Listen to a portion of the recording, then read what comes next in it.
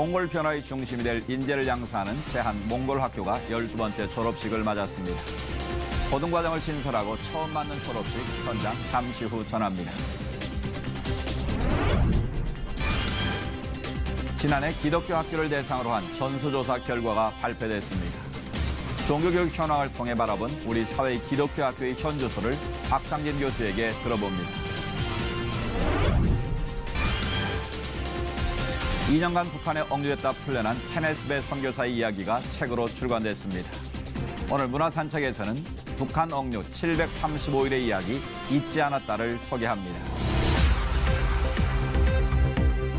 안녕하십니까, 양인순 목사입니다. 지선아 사랑해의 저자 이지선 씨가 미국 UCLA에서 사회복지학 박사학위를 취득했다는 소식이 있었습니다.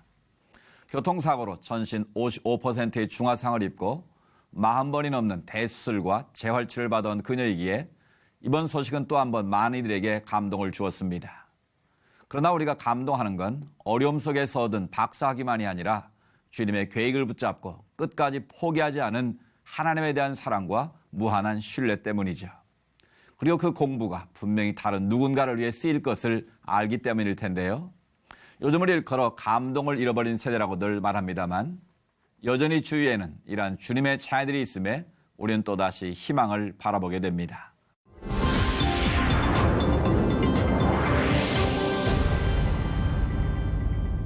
첫 순서로 교계 뉴스부터 전해드립니다. 몽골인 이주 노동자들의 자녀를 위해 세워진 제한 몽골 학교가 올해 처음으로 고등학교 졸업생을 배출했습니다. 감동의 눈물과 감사의 기쁨이 함께했던 그 특별한 현장에 김효정 기자가 다녀왔습니다. 푸른색의 졸업 가운을 입은 의젓한 모습의 졸업생과 그런 딸에게서 한시도 눈을 떼지 못하는 어머니의 모습이 눈에 띕니다. 졸업장을 받는 딸의 모습을 지켜보며 어머니는 감격을 감추지 못합니다.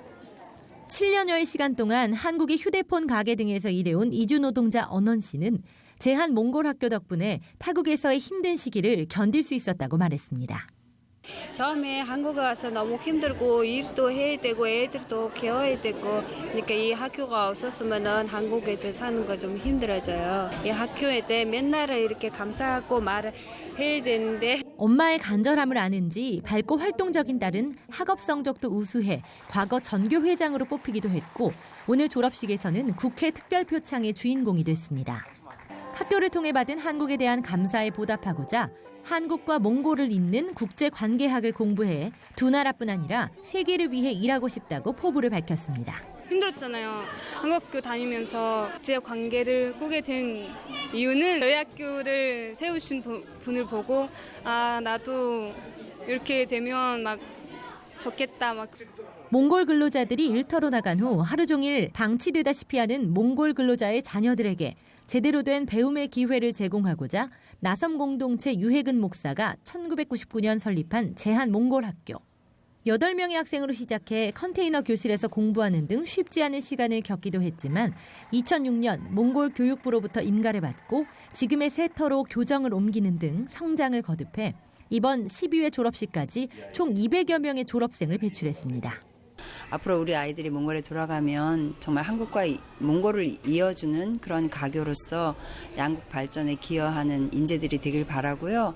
또 나아가서 세계를 품는 정말 하나님 나라 확장을 위해서 귀하게 쓰임받는 그런 아이들이 됐으면 좋겠어요. 오늘 사회로 첫 발을 내딛는 아이들 모두가 이웃과 몽골, 하나님을 사랑하는 몽골인으로 성장해 한국과 몽골을 잇는 선교의 귀한 도구로 쓰임받을 그날을 기대해봅니다. C채널 뉴스 김효정입니다. 이젠 하나님 아버지란 표현을 쓰지 못할지도 모르겠습니다. 유럽에서는 지금 사회적 성을 뜻하는 이른바 젠더 운동이 일어나서 남성과 여성을 따로 쓰지 못하게 하고 있는데요. 젠더 운동을 적극 반대하고 나선 학자가 있습니다. 강현철 기자의 보도입니다. 아빠, 엄마라고 부르는 대신 부모 1, 2라고 불러야 한다고 생각해 보셨습니까? 유럽과 미국을 비롯한 서구 문명을 강타하고 있는 젠더 이데올로기에 관한 이야기입니다. 실제 현재 스위스의 공립학교에서는 부모 1, 2로 아버지와 어머니의 호칭을 바꿔 부르고 있습니다.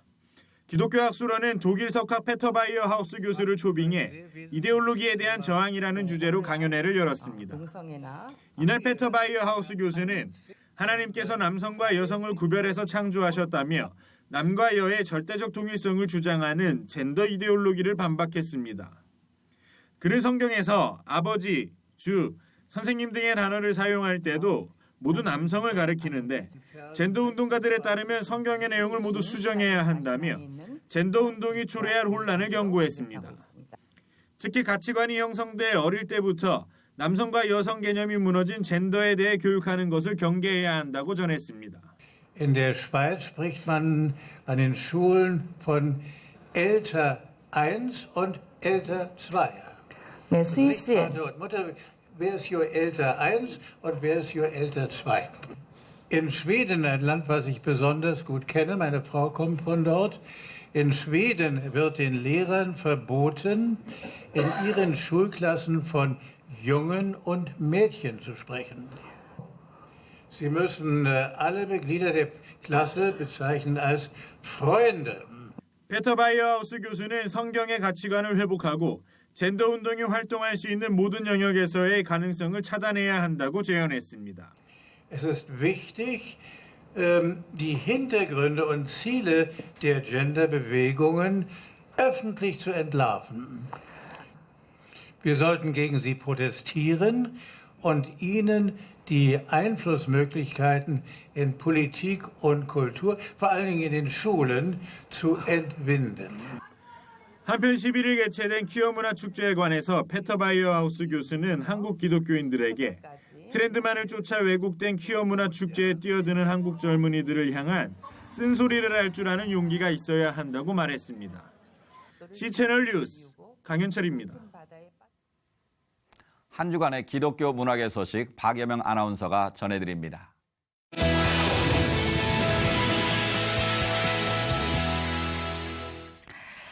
북한에서 이 선교를 목적으로 여행 사업을 하다가 북한 당국에 억류된 케네스 배 선교사의 이야기 여러분도 아마 잘 알고 계실 겁니다. 케네스 배 선교사는 북한에서 2년 동안 강제 노역을 하면서 고통을 받다가 마침내 가족의 품으로 돌아올 수 있게 됐는데요. 그 2년간의 이야기가 한 권의 책으로 엮였습니다. 케네스 배의 잊지 않았다. 오늘 문화산책에서 함께 만나보시죠. 2012년 11월 3일. 평범했던 11월의 어느 날에 찾아온 갑작스러운 변화.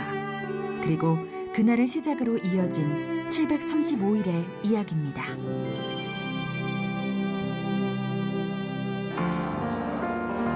선교를 목적으로 여행 사업을 하다 북한에 억류된 케네스 배 목사의 이야기가 책으로 엮였습니다. 지난 2012년 11월 북한 당국으로부터 북한 정부를 전복시키려 했다는 죄목으로 억류되면서 무려 15년형을 선고받아 국제적인 관심을 불러일으켰던 사건의 전말을 잊지 않았다라는 제목으로 세상에 알리기로 한 것입니다. 제가 그곳에 있는 동안에 수많은 분들의 편지와 그런 관심을 받게 되었어요. 그분들이 편지를 통해서 당신을 잊지 않고 있습니다. 우리 함께 서 있습니다. 기도하고 있습니다. 하는 것이 큰 위로가 되었고요. 또 하나님도 저한테 말씀하시기를 내가 너를 잊지 않았다는 말씀을 주셨습니다. 그리고 그 백성들, 북한 사람들도 잊지 않고 계시다는 말씀을 주셔서 우리 믿는 사람들이 북한을 대할 때, 그 주민들을 대할 때 그들을 외면하거나 하지 않고 그들을 기억하자는 의미로 잊지 않았다는 제목을 가지고 하나님께서 하셨던 신실하신 하나님의 성품, 또 공급하시고 인도하시고 보호하셨던 것들을 나누기 원합니다. 북한과 중국의 국경을 기저로 회사를 세워 북한 땅을 위해 예배하고 기도하고자 하는 이들을 북한으로 데리고 들어가는 형식의 여행 사업을 하던 케네스 배 선교사. 그러던 2011년 11월 3일, 18번째로 북한을 방문하던 날 예기치 못한 상황이 발생하고 말았습니다. 컴퓨터 외장 하드 드라이브를 제가 실수로 반입하게 되었는데 그 하드 드라이브에는 서방 언론에서 만든 그 북한에 대한 동영상들이 문제가 되었고요. 그 외로도 제가 썼던 여러 선교 편지들 그런 것들이 문제가 되어서 억류되는 그런 사태가 벌어지게 된 것입니다. 북한은 케네스 배 선교사를 신문하고 기소한 끝에 무려 15년이라는 형량을 선고했는데요. 이후 케네스 배 선교사는 북한에서 강제 노역에 동원되며 극심한 고통을 겪었다고 합니다. 잊지 않았다는 2012년 11월 3일부터 2014년 11월 8일까지 북한에 억류되어 있던 2년이란 시간을 고스란히 독자들에게 전하고 있는데요. 그 시간을 돌아보며 기억을 되살리는 과정은 결코 쉽지만은 않았다고 합니다. 그동안에 감사한 것도 너무 많고 또 어렵고 처절한 시간 속에서도 하나님이 함께 하셨던 그 감격적인 순간들을 다시 끄집어내는 것이 많이 어려웠고요. 하지만 그런 걸 통해서도 정말 하나님이 나를 사랑하시고 나를 사용하셨고 또 그 땅에 저한테 죄인으로 가 있는 것이 아니라 하나님의 아들로서 하나님의 대사로서 그곳에 가 있다는 말씀을 주셨기 때문에 그런 것을 글로 옮기는 것이 나중에는 많은 그런 기쁨으로 이렇게 바뀌어지는 그런. 잊지 않았다는 한국과 미국에서 동시에 출간돼 양국에서 관심을 모으고 있는데요. 당시 상황을 넘어 우리 모두가 잊지 말아야 할 북한의 실상과 세상의 가장 어두운 구석까지 찾아가는 하나님의 사랑에 관한 이야기를 담고 있습니다. 잊지 않았다는 나를 구해주세요라는 기도가 나를 사용해주세요라는 기도가 되기까지 한 크리스천의 처절한 자기 포기와 헌신, 인내와 소망의 기록이기도 합니다. 제가 2년 동안 북한에서 억류되어 있으면서 그 과정은 참으로 힘들었지만 하지만 주님께 깊게 나갈 수 있는 그러한 과정이기도 했었습니다. 그래서 제가 2년 동안을 만약에 하나의 단어로 합축한다 그러면은 소망이라는 생각을 갖게 되었습니다. 예수만이 소망이고 또 제가 버틸 수 있었던 이유도 하나님께 저를 그곳에 보내셨고 구원자도 하나님이라는 그 소망이 있었기 때문이고요. 그리고 북한에 있는 사람들도 하나님께서 그들을 사랑하시기 때문에 예수만이 유일한 소망이라는 것을 깨닫게 하는 그러한 시간들이었습니다. 가족과의 단절, 안정된 삶과의 단절, 그리고 하나님과 단절된 것처럼 느껴졌던 그 735일 동안 하나님은 어떻게 일하셨고 또 어떻게 한 영혼을 살리셨을까요? 케네스 베이의 잊지 않았다 였습니다.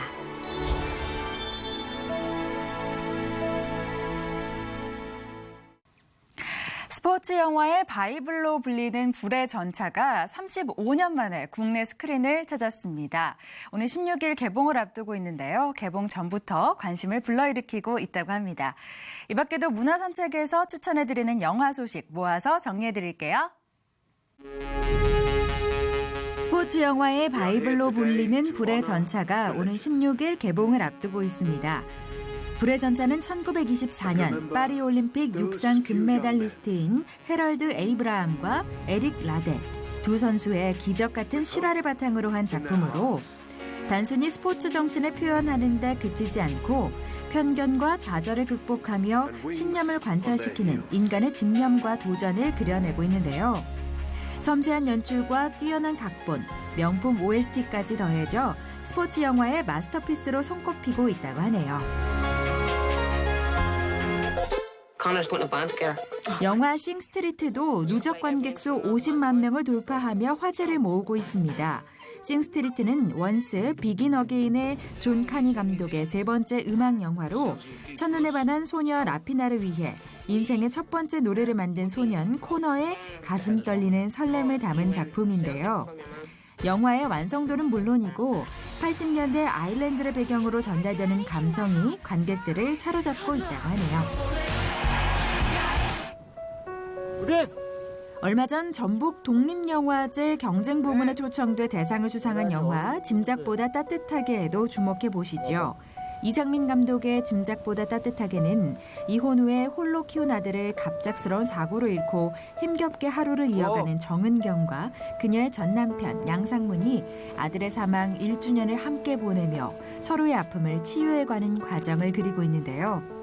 저마다 안고 있는 상처를 조심스럽게 어루만지며 위로를 주는 영화로 계속해서 입소문을 타고 있습니다.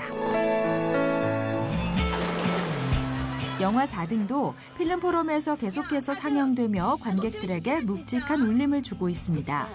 4등은 스포츠 인권을 다룬 영화로 천재적인 재능을 가졌지만 대회만 나갔다 하면 4등을 벗어나지 못하는 수영 선수 준호의 이야기를 담고 있는데요. 하지만 1등에 대한 집착을 버리지 못하는 엄마의 닥달에 새로운 수영 코치 광수를 만나게 되죠. 얼마 전 제52회 백상예술대상에서 영화 작품상 후보에 올라 화제가 되기도 했던 작품입니다.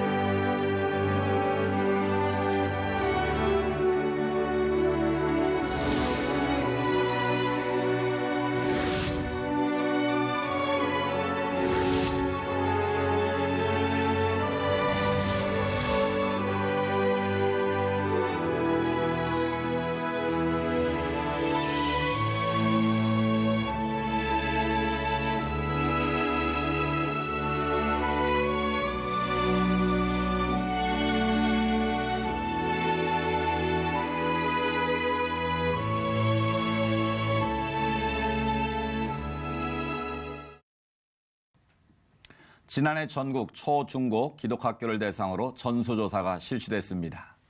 기독교 학교의 특성과 함께 종교 교육의 현황을 진단해 볼 수 있는 조사 결과에서 주목이 됐는데요. 오늘 이 시간에는 장르신학대학교 신학대 원장이시고 기독교 학교 교육연구소 소장이신 박상진 교수님 모시고 자세한 말씀 나눠보겠습니다. 교수님 나오셔서 감사합니다. 예, 반갑습니다. 네, 근본에 기독교 학교 전수조사 실시하셨는데 어떤 항목들로 구성되었는지요? 먼저 기독교 학교는 크게 이제 미션 스쿨하고 기독교 대안학교로 구분할 수 있는데요. 네. 이번에는 이제 미션 스쿨을 주 대상으로 했습니다. 네. 저희들이 여러 가지 항목을 이제 조사를 했는데요. 우선 현황이 어떤지를 파악을 했고요. 네, 현황 파악이요. 예, 그리고 이제 교목실, 그리고 종교교육 현황, 그리고 교회나 교단과 어떤 관계를 맺고 있는지, 네. 그리고 의식 조사죠. 네. 그들이 어떻게 기독교 학교에 대해서 생각하고 있는지를 조사했습니다. 그렇군요. 요즘 학교에서 예배와 교육 어떻게 진행되고 있는지요? 이제 성경 수업, 지금은 이제 종교 수업으로 이제 바뀌어졌지만은 다 드릴 줄 알았어요. 근데 그렇죠. 이번에 조사를 해보니까 주일에 예배를 드리는 경우는 67% 정도. 그러니까는 3분의 1은 주일에 예배를 드리지 않고 월 1회를 드린다든지 또는 뭐 심지어는 뭐 한 학기에 한두 번 드리는 그런 예외네요. 예, 그런 학교들도 많이 있었고요. 네. 종교 수업도 당연히 이제 정규 교과로 종교 수업이 편성됐을 거라고 생각을 했는데 그게 아니라 많은 학교들이 이제 그 3학년에는 아예 종교 수업을 배정하지 않고 굉장히 그 뭐라 그럴까요? 정말 이 기독교 학교의 정체성을 구현하고 있느냐에 굉장히 의구심을 네. 가질 수밖에 없는 그런 현실이었습니다. 그렇군요. 그러면 기독교 학교에도 불구하고 정규적인 교육 편성하지 못한 특별한 이유가 있는 건가요?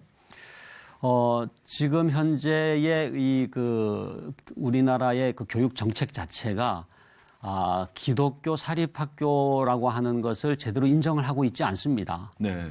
그래서 사립학교지만은 국가교육과정, 지금은 이제 2015 개정교육과정이 되겠습니다만은 네. 국가교육과정으로 이제 커리큘럼을 실시를 해야 되기 때문에 이 기독교 학교의 어떤 그 자율적인 교과목을 정규 교과 과정에 넣는 게 굉장히 좀 어려운 현실이죠. 그러니까 그렇기 때문에 예배라든지 종교 수업이라든지 이런 거를 이 정규 시간에 넣지를 못하고 그냥 이렇게 창의 재량 시간이라든지 어떤 교장의 특별한 어떤 그 재량권을 가지고 개설하는 그런 현실이라고 볼 수가 있습니다.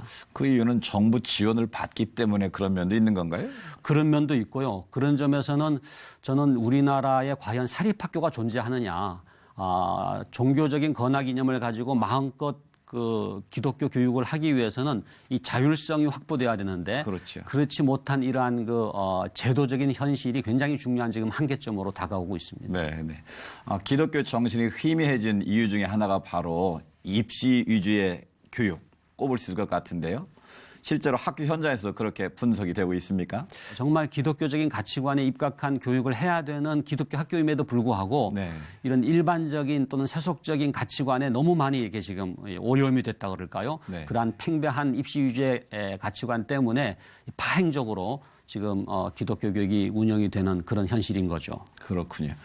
사실 예배와 종교 유무도 중요하지만 기독교인의 정체성을 가지고 어떻게 세상 속에서 사회 속에서 살아가야 될 것인가 그게 더 중요한 문제가 아니겠습니까?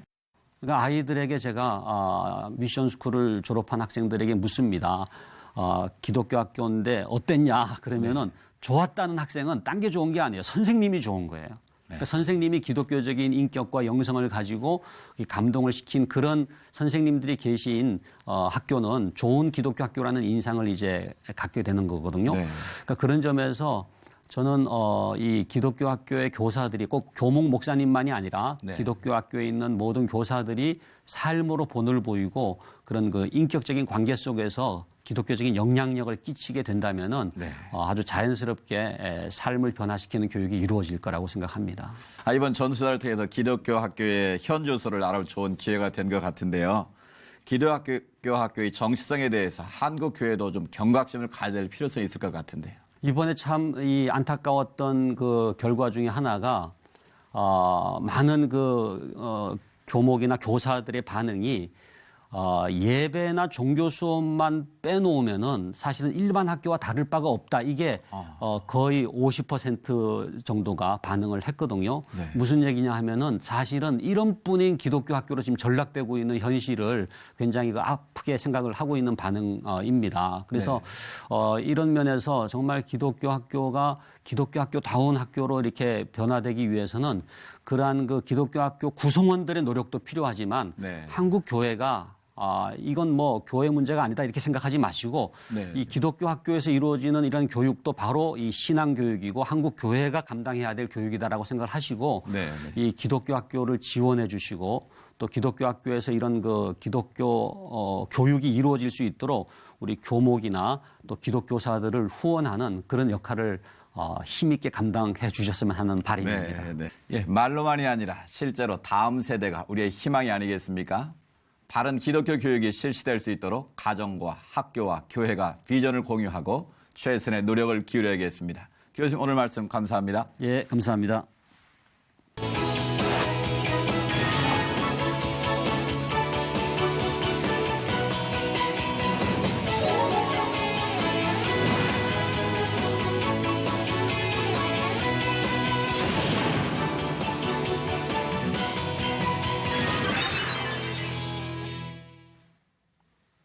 이번 주부터 20대 국회가 드디어 시작됐는데요. 연설하는 자리마다 포부가 넘쳐납니다. 부디 그 결심들이 끝까지 좋은 결과로 드러나길 기대해 봅니다. 시찰 매거진 굿데이는 여러분이 직접 참여하실 수 있는 방송입니다. 아래 전화번호와 이메일로 언제든지 연락 주시기 바라고요. 인터넷을 통해서도 저희 방송을 다시 보실 수 있습니다. 오늘 수는 여기까지입니다. 시청해주신 여러분 고맙습니다.